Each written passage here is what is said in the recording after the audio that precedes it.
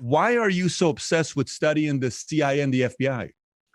Well, I'll tell you, when I was a younger reporter, way back in the 20th century, I became very interested in what was going on in the Reagan administration. They were selling weapons to the Iranian Revolutionary Guard, skimming the profits, and giving them to the anti-communist guerrillas in Central America. And people got in a lot of trouble for that, including the President of the United States. So I wanted to know, how did the secret operations of the government work?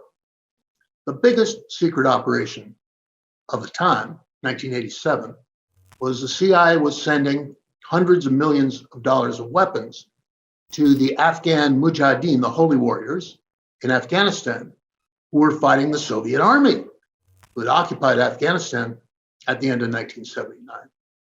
So reporters didn't go to Afghanistan, not with the Mujahideen.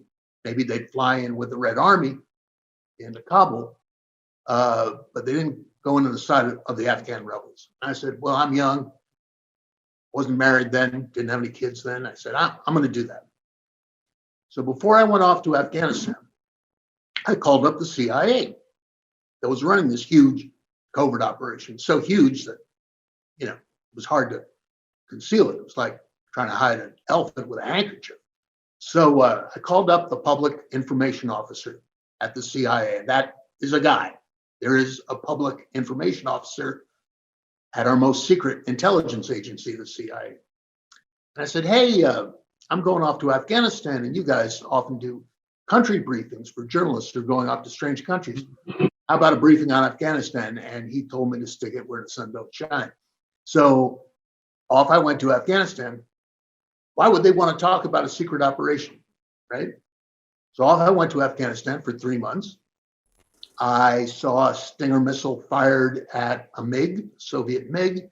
I saw the brave Mujahideen fighting the Red Army. I saw them fight and die. And I came back to Washington. And I hadn't been back at my desk for more than a day, and the phone rang. Guess who? Same person. It's a guy from the CIA. Now he's really friendly. Hey, Tim, how you doing? How'd you like to come in for that briefing now?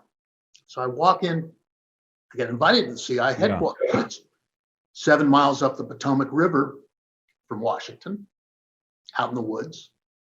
And I go through checkpoint 1, checkpoint 2, checkpoint 3, into the headquarters of the CIA. And I look up on the left-hand wall, and there, inscribed in really big gold letters from the Gospel of John, it says, "And ye shall know the truth, and the truth will make you free." Well, I'm hooked at that point. I decided that I was going to cover the CIA like other reporters cover the cops or the courts. And that's what I've done for most of the rest of my life since then. Tim, let me ask you, did they ever try to recruit you? Did CIA ever say, well, if a guy like this, you have the courage to go out there and do this, what if we come recruit you? No, that's a nice fantasy, but no, that never happened that way. People don't really understand what the CIA is, what the CIA does. They think it's either, James Bond flies into a foreign capital, makes love to a beautiful woman, has 2 martinis, overthrows the government, leaves on the midnight plane. Yeah. That's really not the way it works. It's a dirty, difficult, dangerous business, and people get burned. And sometimes lives are at stake. Sometimes the fate of nations is at stake.